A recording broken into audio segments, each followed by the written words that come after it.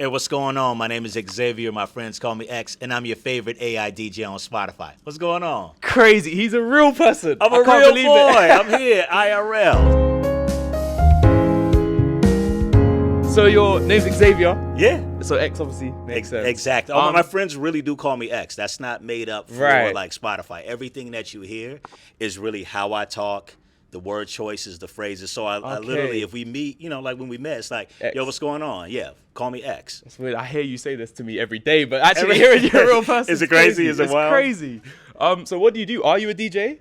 Well, I'm a curator. Right. Okay. So I'm a curator for Spotify. I came into Spotify as the head of North America for curation. So for the playlisting team, Right. for US and Canada. So picking your songs, curating playlists, Okay. and then I curate events and things like that. So I've been doing that, and then the actual host and hosting podcasts for Spotify for a bunch Amazing. of years in events. So it's really cool, man. Wow, amazing. Yeah. So how did the DJ come about? Yeah. How did that come about for you? So for me, my involvement in it? Yeah. So my involvement, so people were calling me the voice of Spotify at Spotify for Right. a while. I've been here now about 8 years. Okay. But when the project came to me, I was already hosting podcasts. I was already hosting a lot of events for Spotify. And then this opportunity came up. They were prototyping this thing. And what happened is they had a placeholder voice in what you now know Right. as DJ. And it was like a Wow. robotic kind of thing. Yeah. So when it kept coming back to the team, they kept saying, this needs to sound more like X.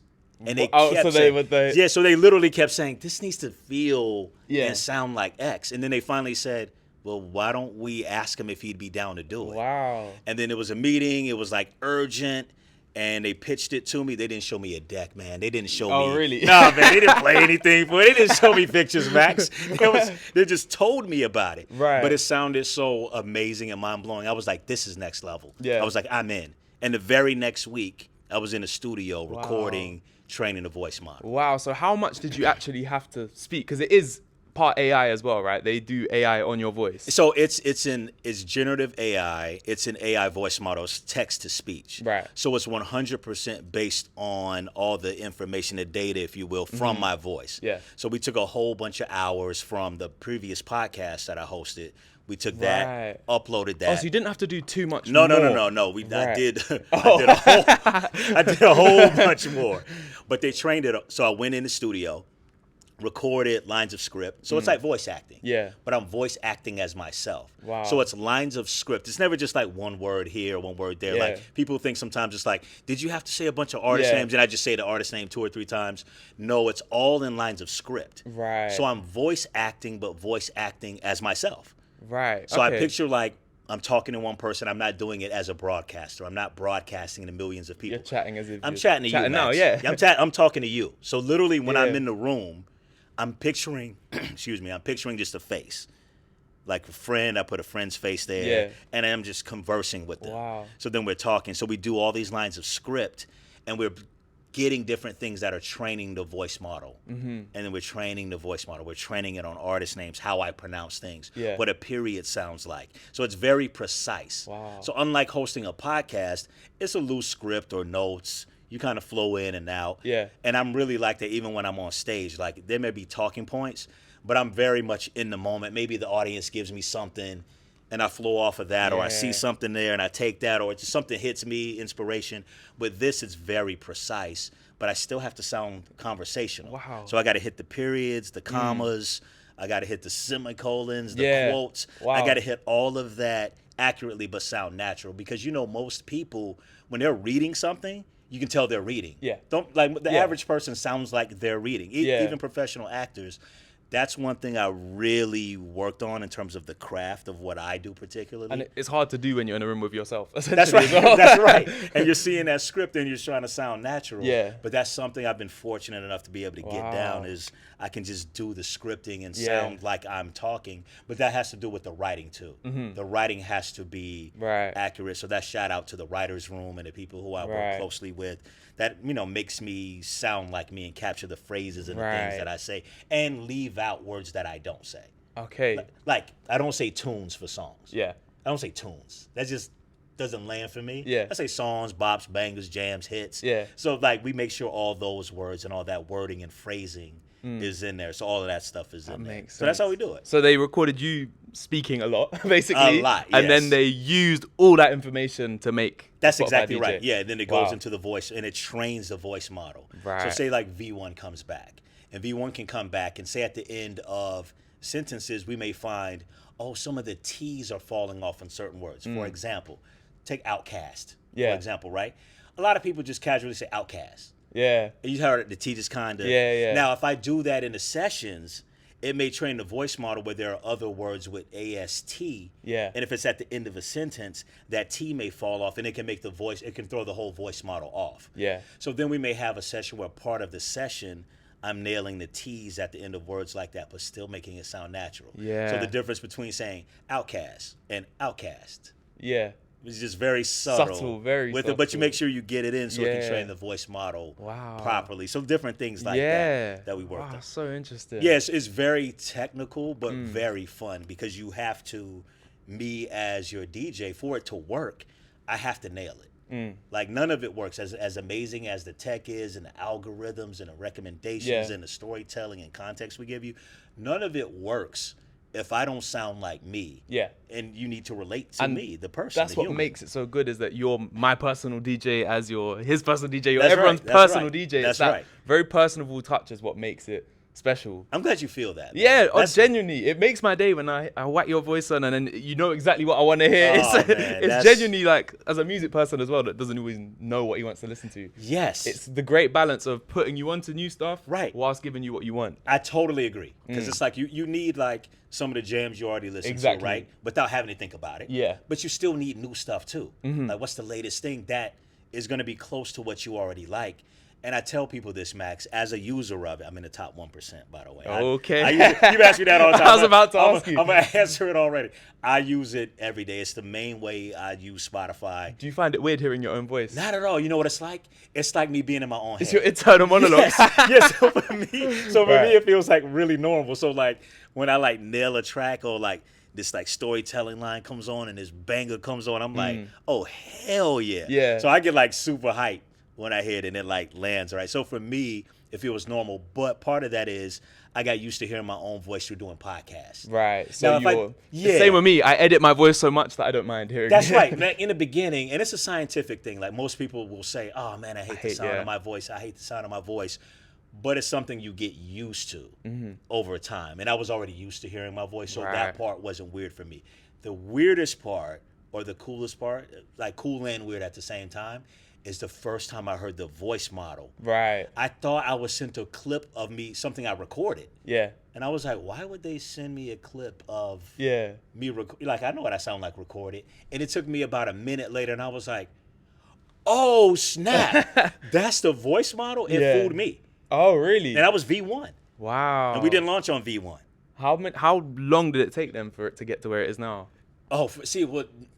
So it's always iterating. Right. So now I will say it's always So updating. do you always have to go into a studio and record more, No. or is it clever enough? It's that- clever enough Wow, where it okay. can. Now I have gone back in the studio because the technology is advancing. So I've gone back in the studio as recently as a couple of weeks ago, so we can keep updating and keep it fresh and, Yeah. and stay on like the latest technology. Yeah. But it's a lot of things we can do behind the scenes with the voice model that I don't have to do in the studio. But there's always going to be a point where I go back in and like add different things Yeah. that you'll be hearing soon. Yeah. It's Okay. like, it's gonna blow your mind. Okay. Nah, I'm excited for it. You already love it? Yeah, I love it. So oh man, I'm wait excited till, for wait it. till you hear what AIX is gonna be able to do and DJ is gonna Okay. be able to do. It's Alright. gonna be crazy. That's exciting, man. How does it feel then? Like, you must get recognized for your voice, I right? do. So how does that go down? People must look at you and then hear you and Yes. then look at you again. And then they freak the hell out, Max. Is wild. You know, it's really humbling because it means that people are connecting with the human. You Yeah. know, me as a human. Like, man, people are welcoming me into their lives. Yeah. I'm with you throughout your day. Whenever Yeah. you press that button, I'm there with you. Yeah. And I think the difference between this kind of celebrity and other types of celebrity is other types of celebrity, you recognize what they do. So you know them to maybe an extent, or what Yeah. they show you on Instagram, socials, TikTok, whatever, right? With this, people feel like I know them. Yeah. And that's a big difference. Yeah. So usually when I meet people, they want to hug. Yeah. You're like, you know what I mean? And It it's feels like seeing a friend. Yeah. absolutely. And that's what it is. It's like, I'm your friend that's with you throughout your day, whatever you're going through. Because we're all going through something at some point, right? I'm there with you throughout your day. And whatever point in your day, I'm going to be right there with you. Yeah. So for me, it's humbling. It's exciting. I feel the love. Yeah. And that means we're doing it right. And I've heard stories from 92-year-old grandfathers Wow. who don't even really do tech like that are in love Wow. with Spotify DJ and me as their personal DJ every that's day. amazing. To babies, people use it to wake their babies up and Really? start their days. Wow. And if, you know, these kids are so like technologically savvy. They know how to pull up Spotify on their phones. They go to DJ. They'll put on DJ, they'll press it, and they'll keep pressing the DJ button. Just to hear you. Just to hear me. And I see them light up. I've been sent videos Wow. of this. I've seen it. And the babies just light up. So I've seen it Wow. from babies to 92-year-old grandfathers Oh my God. that are like rocking with DJ. I love it. It's What amazing. situations do you find yourself in? Maybe like in the shop, and you say thank you to the shopkeeper, and then someone like what's your everyday situation where someone might recognize your voice? It's literally that. Really? It's literally, I have an Uber pulling wow. up. And I say something like, hey, you know, like I'm trying to get, hey. Yeah. And then literally turn around and two people are right in front of my face. Like, are you X? And then they just want a hug and Wow. a picture. And people want pictures, but they also want video. Yeah, because they want to know that it's Yeah, you. because it's like, yo, what's going on? Yeah. And it's really powerful, man. It's every time with the video, they always want to send it to their families. Yeah. Because I'm a part of their family. Wow. So they're like, I want to send this to my partner. I want to send this to my wife, my husband. My kids are going to freak out. It's always stories about family. Mm-hmm. And that's really powerful to me. I feel a great sense of purpose. in it. Yeah. Well, I always feel like you know my music taste very well, even if you Yeah. have no idea. Yeah. But what do you listen to? Like, let's get to know your music Yeah, taste. so I'm a hip hop head. Right. So it can go anywhere from like Kendrick, who's the aesthetic of 90s golden age hip hop. So I'm a child of golden era hip hop. So A Tribe Called Quest, Wu-Tang. Wu-Tang, Where's my Wu-Tang? I see it there. Wu-Tang, Run the Jewels. Okay. So I'm a big music head. So hip hop, but R&B, but also there's pop sprinkled in that. Indie, I listen to a lot of indie, a lot of rock. I listen to some artists out of here, man. From Yeah, who from do you London. like from the UK? I like Cass Is Dead. Oh, yeah. Cass Is Dead. That's Man, good. he has this song City Slicker. Yeah. That's like one of my favorite songs. That comes up in rotation Yeah. all the time. One, the flow is just slick as hell. Yeah. And then it's that jazz-infused beat. Oh, I listen to a lot of jazz. Yeah. Robert Glasper, Dinner Party, Okay. Kamasi Washington. Oh, and I also listen to a lot of soundtrack music, so scores. Oh, really? So Hans Zimmer is always Yeah. in my top 5 on my rap. He's the best for... Oh, my God. Hans Zimmer, Max Richter. Wow. What music So has he Max done? Richter, you will know him from what shows does he do? I think he did The Leftovers. Is Right, one of the okay. shows that he did, but he does a lot of scores. You may not know his name yet. Check out Max Richter. Max I'm going to send Richter. you a specific song Okay. by him, and the song literally makes me cry because it's like so Wow. beautiful. It was in the ending scene of, I was going to say Interstellar, but it wasn't Interstellar. It's a movie with Jeremy Renner and Amy Adams, and it's about like aliens coming down. Yeah. And it's this big scene at the end, and his song comes on, and it's literally made me cry Wow. on a plane. I had to email him, little flex, but I had to email. I had to email him and just say, "Man, what song is that?" It literally made me cry. Wow. So I would say that kind of sums up. Okay. what I listen Who was to. your top artist on Wrapped last year? Oh shoot, I may have to pull it. Oh no, De La Soul. Okay. De La Soul, because De La Soul's streaming catalog from Tommy Boy wasn't out. So their first 6 albums weren't available on streaming or digital at Right. all since streaming came out. Yeah. And then last year they were able to put became that available. catalog out. Right, so you oh man, ran went it crazy. up. Yeah, went crazy. So it was De La Soul for sure. Okay, cool. Are there Making any up for other? lost time. I appreciate that. Yeah. Are there any other features on Spotify that you use? I know you said you're top 1% of DJ, but do you ever use the other Oh, features? absolutely. I use Daylist. Daylist just to kind of tap in. I like to see the cover. Yeah. And what it's gonna say. Yeah. That I'm listening. You know what? You want to see what it says? Let's now? see what it's saying today. Let's see what my day list is right now. So my day list is clean rap breakdance music for this moment. Crazy. Come on, man. You can't make this stuff Crazy. up. This is really what I listen to. And look, first track. A Tribe Called Quest. Right. Slick Rick. Yeah. Diggable Planets. Pete Rock, CL Smooth. Amazing. Outkast. There we go. See what I'm saying? With a Like, T. Right. Outkast. Outkast. I love it. All right, well, it's amazing to hear what you listen to now. I feel like hopefully we know what X listens to. Yeah, no doubt. Lastly, I need your take on this Kendrick Drake beef. Yeah. What are you making of the latest of round one, basically? Who do you think's taking it?